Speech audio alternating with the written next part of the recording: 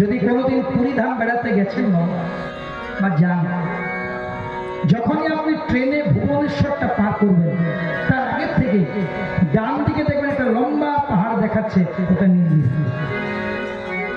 ওই ছোট্ট ছেলেটা স্বপ্নের মধ্যে আরাধ্য দেবতা তার ভক্ত রাজা ইন্দ্রদ্যুম্নকে জানিয়ে দিল, আমি তোমার আরাধ্য দেবতা নীলমাধব। ওই নীলগিরি পাহাড়ের নিচে একটা বসতি আছে, বসতি শবরের বসতি, শবর মানে সাঁওতাল। সেখানে একজন শবর ভক্ত যার নাম বিশ্বা বসু স্বপ্নে বলে দিল, সে আমাকে প্রতিদিন খুব যত্ন করে সেবা পুজো দেয়। যদি আমি তো আর সেবা পুজোতে সন্তুষ্ট, কিন্তু আমি তো একজনের নাথ হতে আসিনি। মনে শোনো, আমি একজনের নাথ হতে আসিনি, আমি এসেছি জগতের নাথ হতে।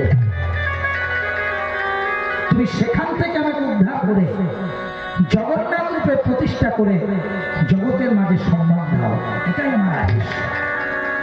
এখানে একটু কথাটা এগিয়ে বলি, এই যে বিশ্বা বসুর কথাটা বলল, যে নীলগিরি পাহাড়ের নিচে বিশ্বা বসু আছে, আমি সেবা পাচ্ছি।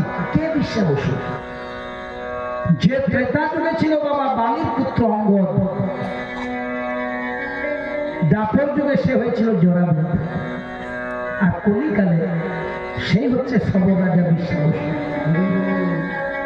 বাবা যেদিন জরাবেদ ভগবানের চরণে আঘাত করে ভগবানকে তীরবিদ্ধ করেছিল, ভগবান মৃত্যুবরণ করেছিল, জরাবেদ তার চরণ দুটি ধরে খুব কেঁদেছিল। ভগবান আমি কি করে ফেললাম? ভক্ত তোমাকে তুলসীর চন্দন দিয়ে সেবা দেয়, আমি দুর্ভাগ্য, আমি পাখি মনে করে হরিণী মনে করে তোমার চরণে তাহলে কি তোমার চরণ সেবা করার কোনোদিন আমার সুযোগ মিলবে না? ভগবান বললেন মিলবে। যেদিন আমার এই দেহটা ভাসতে ভাসতে দারু ব্রহ্ম কাষ্টে পরিণত হবে, যেটা দিয়ে পুরী রাজা ইন্দ্রদ্যুম্ন জগন্নাথ বিগ্রহ নির্মাণ করবে, প্রথমে ওই কাষ্ঠটি নদীর জলে স্নান করতে গিয়ে তুমি পাবে। তুমি সেটাকে তুলে আনবে, কিছুদিন সেবা পুজো করে নেবে, তোমার ইচ্ছা পূর্ণ করে নেবে, তারপর আমি জগন্নাথ নবী প্রতিষ্ঠা করব। সেই পূর্বের দেওয়া কথা মতো আজ আমার সেই বিশ্বা বসুর কাছে সেটি সেবা পাচ্ছে না। নিতাই গৌর প্রেমানন্দে হরি হরি বল। স্বপ্নতে আরো বললো, তোমার স্ত্রী যা যা বলেছে তুমি তাই করবে, আমি তোমার মনের বাসনা পূর্ণ করব। ভাবছ বসে চলবে কিসে, তুমি ভাববা কে? তুমি ভাববা কে?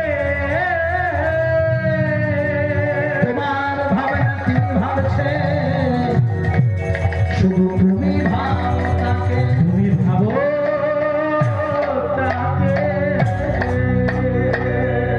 দেখতে দেখতে সকাল হয়ে গেল। রাজা ইন্দ্রদ্যুম্ন রানী গুঞ্জিকে বলছে, এই যে রানীকে সামনে নিল, একদম বসলো সিংহাসন, সিংহাসনে বসে পড়লো।